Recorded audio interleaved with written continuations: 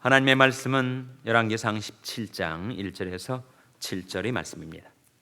길르앗에 유관한 자 중에 디셉 사람 엘리야가 아합에게 고하되 나의 섬기는 이스라엘 하나님 여호와의 사심을 가리켜 맹세하노니 내 말이 없으면 수년 동안 우로가 있지 아니하리라 하니라.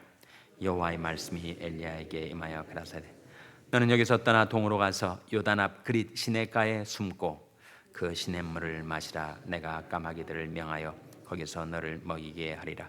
저가 여호와의 말씀과 같이 하여 곧 가서 요단 앞 그릿 시냇가에 머물매 까마귀들이 아침에도 떡과 고기를 저녁에도 떡과 고기를 가져왔고 저가 시내를 마셨더니. 다 같이 읽으시겠습니다. 땅에 비가 내리지 아니하므로 얼마 후에 그 시내가 마르니라. 아멘. 할렐루야. 저에게 평강이 복을 기원하는 마음으로 샬롬 인사 나누시기 바랍니다. 샬롬. 샬롬.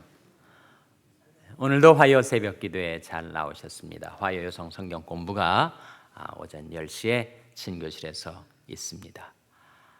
어제는 월요 새벽 기도회를 우리 신상희 목사님이 인도를 하셨는데 은혜롭게 예배를 인도하시고 말씀을 잘 증거하셨다는 소식을 들었습니다. 그리고 여러분들도 빠짐없이 변함없이 월요 새벽 기도에 잘 나오셨다고 하는 소식을 듣고 정말 감사했습니다. 우리의 신앙이 성숙된 분들은 그렇게 하시고 신앙이 미성숙된 분들은 월요일 날 빠지실 거예요. 담임 목사를 담임 선생쯤으로 생각을 하셔가지고 담임 선생님이 안 계시니까 나도 빠지면 되겠지 그렇게 생각하시는 분들이 없으시다는 소식을 듣고 아주 감사했습니다. 여러분 월요 새벽 기도에도 계속 꾸준히 나오셔서 나의 신앙을 지키기 위하여 하나님 앞에 기도하기 위하여 월요 새벽 기도에도 꾸준히 나오시기를 바랍니다. 오늘 본 말씀에 보시면 한 인물이 이스라엘 역사의 전개 과정에서 중요한 한 인물이 등장을 합니다. 그 인물의 이름이 뭐라고요? 엘리야죠. 엘리야라고 할 때 그 이름의 뜻이 아주 의미심장한데 엘리라는 말은 My God 이란 뜻입니다. 성경에서 엘 또는 엘로힘 하면 하나님을 가리켜요. 거기에 I라는 엘리에 해당되는 그 전미사는 바로 소유격 my라는 뜻입니다. 그러니까 엘리 하면은 My God 이란 뜻이고 야가 뭘까요?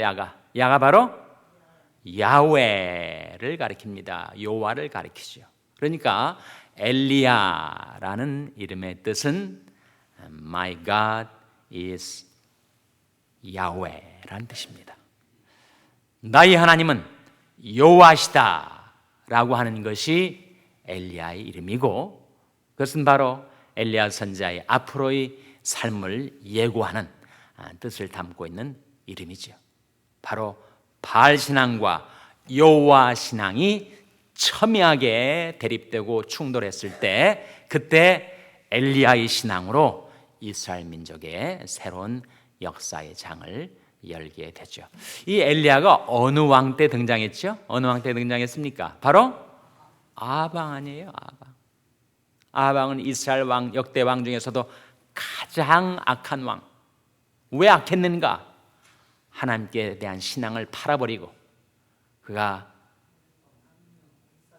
엣발의 딸인 이세벨을 쫓아서 바알 신앙, 바알 숭배에 완전히 몰입했었던 인물.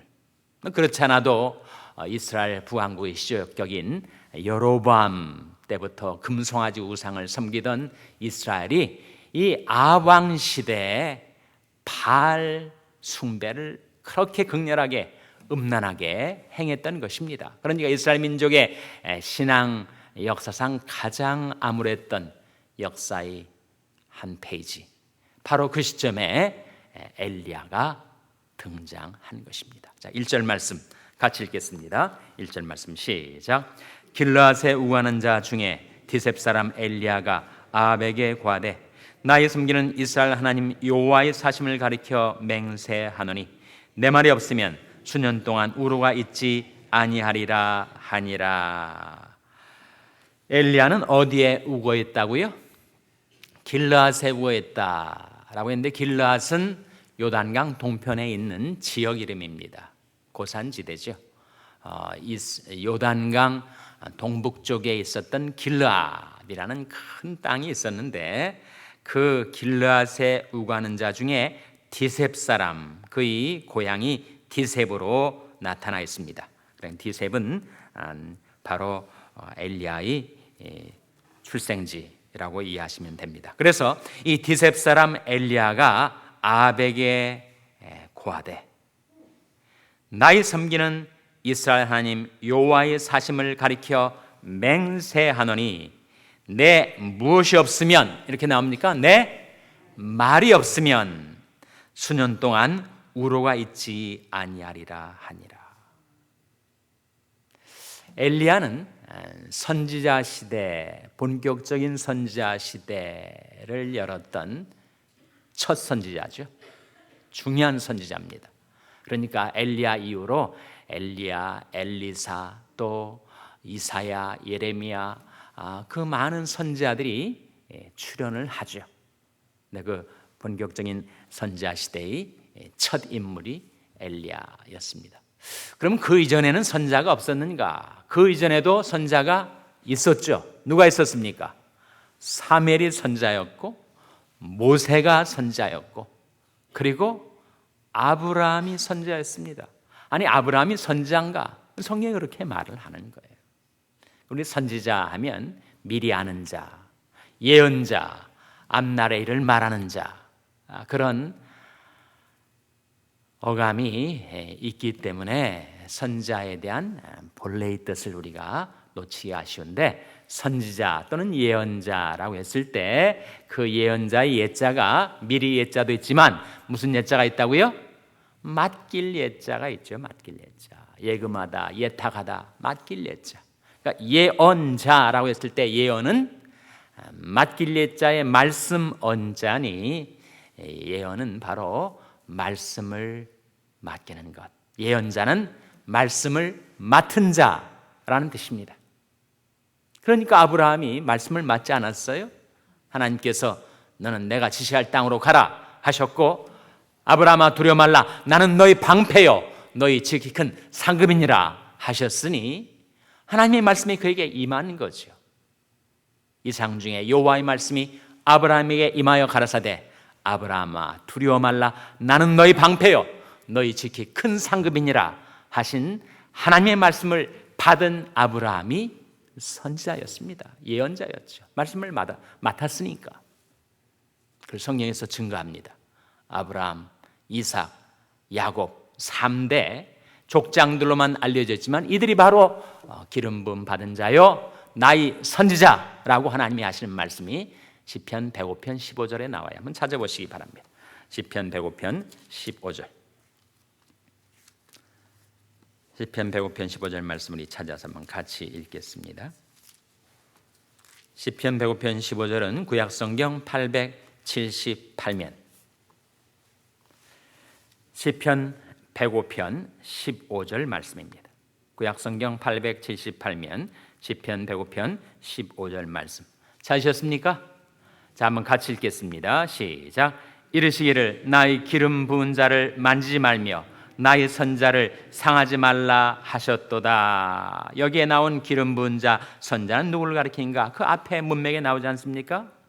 12절에 보시면 때 저희 인수가 매우 영성하며 그 땅에 객이 되어 이 족속에게서 저 족속에게로 이 나라에서 다른 민족에게로 유리하였도다. 사람들이 그들을 해하기를 용납지 아니하시고 그들이 연고로 열왕을 꿔주죠. 그러니까 아브라함, 이삭, 야곱들을 둘러쌌던 그 당시의 열왕들, 그 이방 민족들, 그들을 향하여 나의 기름 부은 자를 만지지 말며 나의 선지자를, 나의 예언자를, 나의 말씀 맡은 자를 상하지 말라 하셨도다.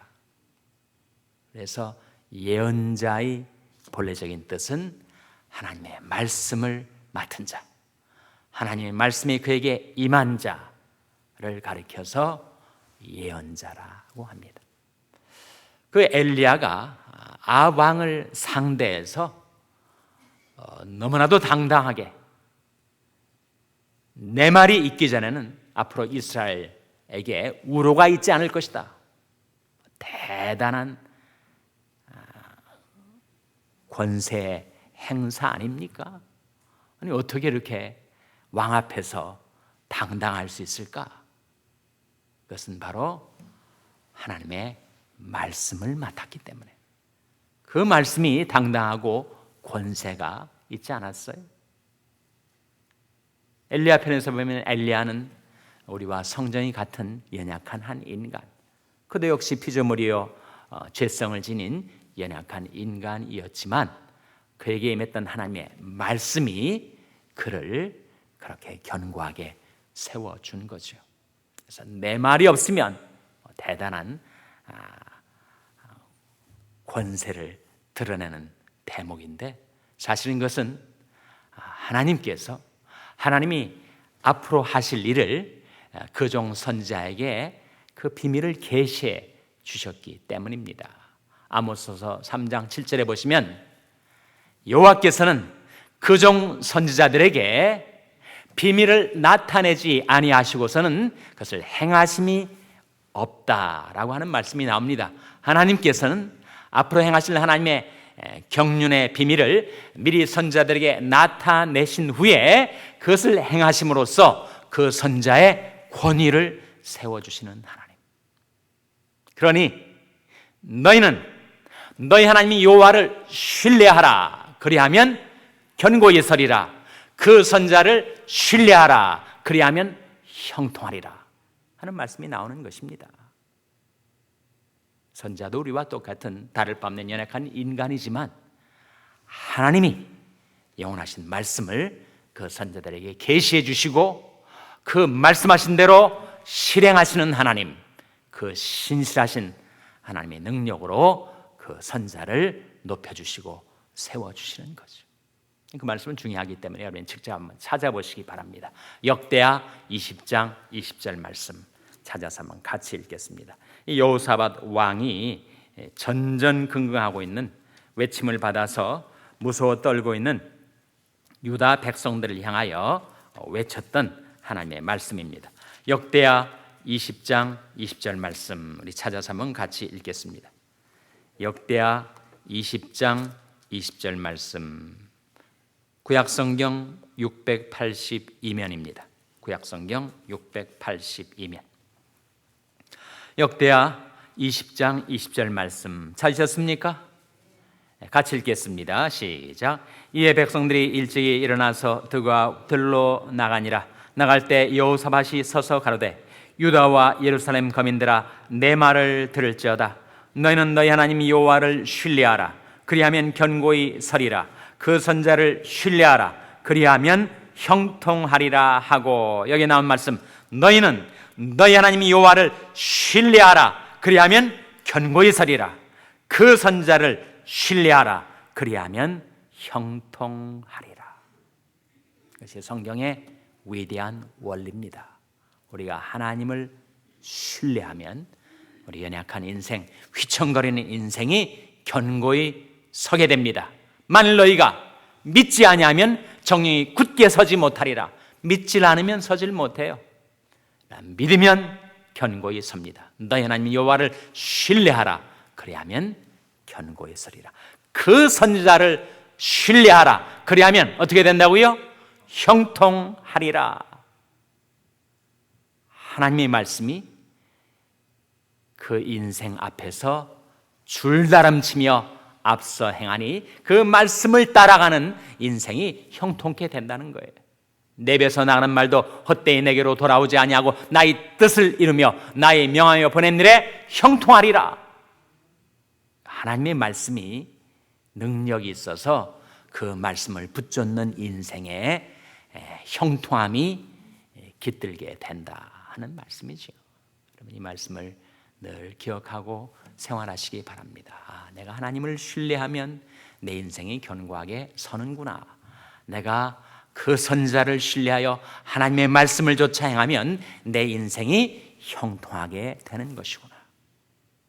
그런 깨달음이 이 아침에 여러분의 마음속에 있게 되시기를 주님의 이름으로 축원합니다.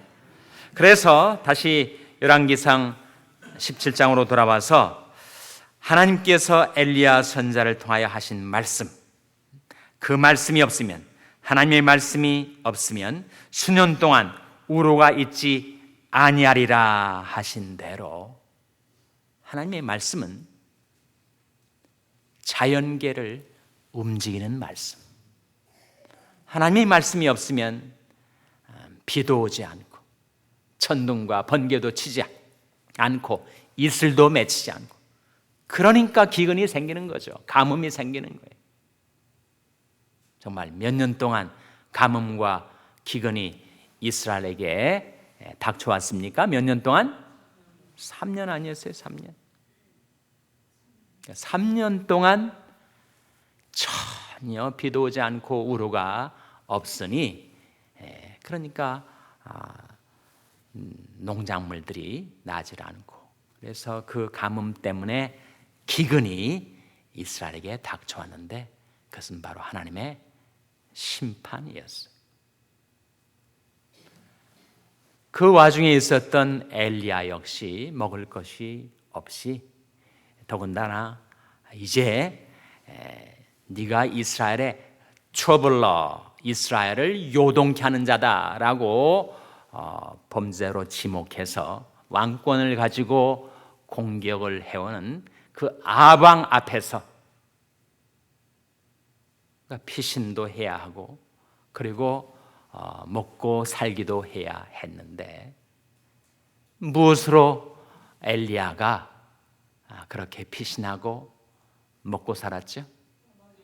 하나님의 말씀, 그 말씀대로 행했더니 그렇게 되었다는 겁니다. 2절에 보시면 여호와의 말씀이 엘리야에게 임하여 가라사대, 너는 여기서 떠나 동으로 가서 요단 앞 그리 시냇가에 숨고 그 시냇물을 마시라. 내가 까마귀들을 명하여 거기서 너를 먹이게 하리라. 하나님께서 아침 저녁으로 까마귀 부리를 통해서 떡과 고기를 엘리야에게 갖다가 주셨습니다. 그걸 먹고 살았어요.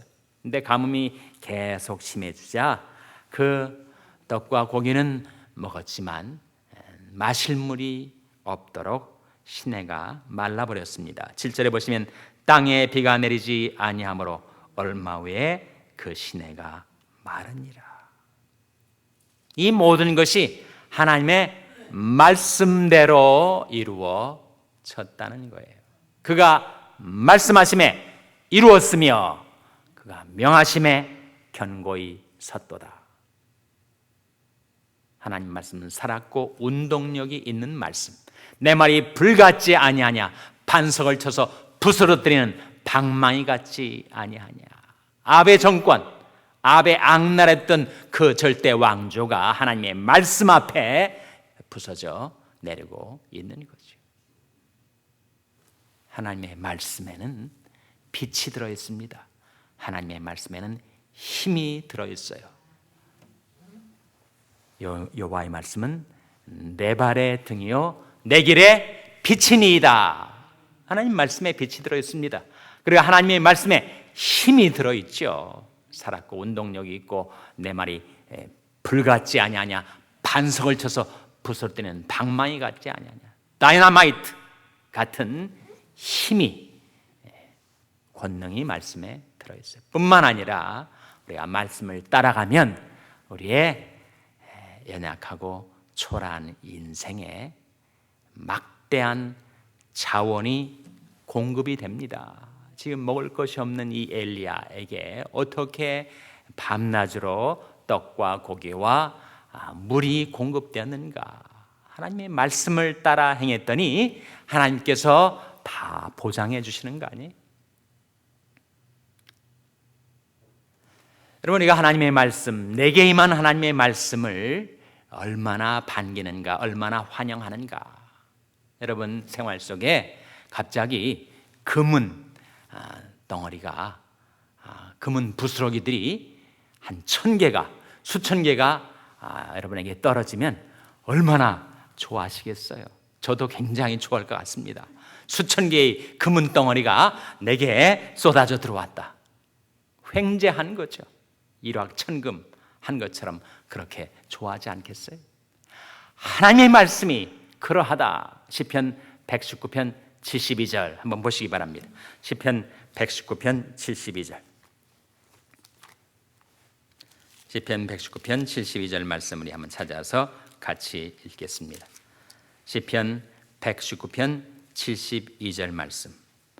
구약성경 891면. 구약성경 891면. 시편 119편 72절 말씀.